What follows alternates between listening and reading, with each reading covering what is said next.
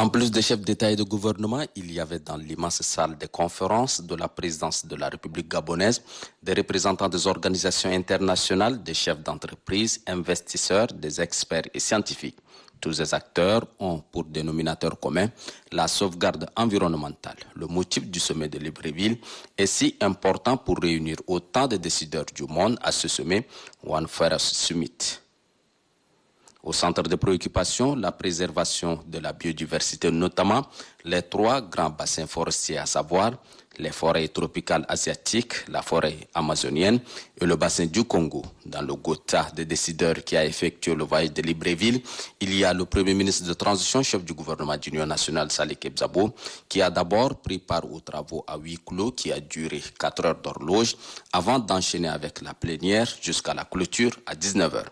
Les scientifiques et les experts en financement sont montés au créneau pour exposer sur les enjeux des menaces sur la biodiversité et la stratégie de mobilisation de ressources pour le financement des opérations de la sauvegarde environnementale.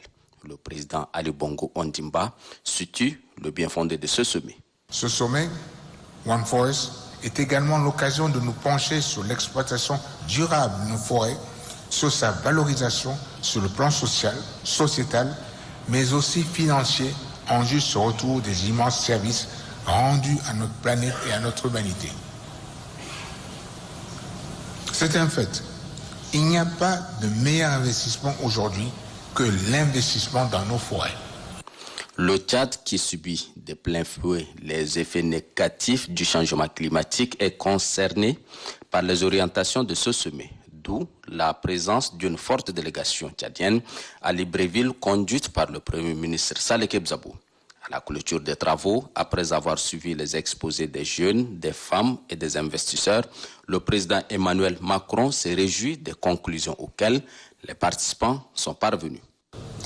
Et je me félicite à ce titre du lancement qui a été effectué dans le cadre du sommet d'une coalition sous le patronage du Gabon, de l'Ouganda et de l'UNESCO pour inscrire justement les savoirs traditionnels au sein de la liste du patrimoine de l'humanité d'ici à 2024. Cet engagement, la directrice générale le rappelait, c'est la clé pour préserver là aussi, pour sanctuariser ces savoir-faire et le fait que nos méthodes seront basées sur ces savoir-faire.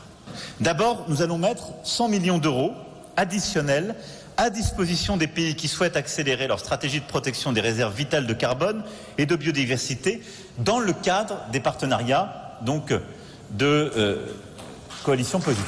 Donc, dans le cadre de ces partenariats de conservation positive, on va mettre au moins ces 100 millions. Alors, ils viennent en plus de tout ce qui a été fait, mais là, c'est très vite, très rapide, c'est traçable, puisque ce sont la Fondation Walton pour 20 millions d'euros, Conservation International pour 30 millions d'euros, la France mettra 50 millions d'euros.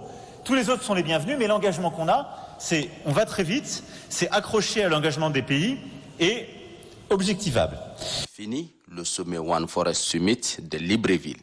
Les regards sont désormais orientés vers Dubaï pour la COP28. Mais d'ici là, il faut trouver des ressources pour financer le pacte Sud-Nord prévu à Paris en juin 2023.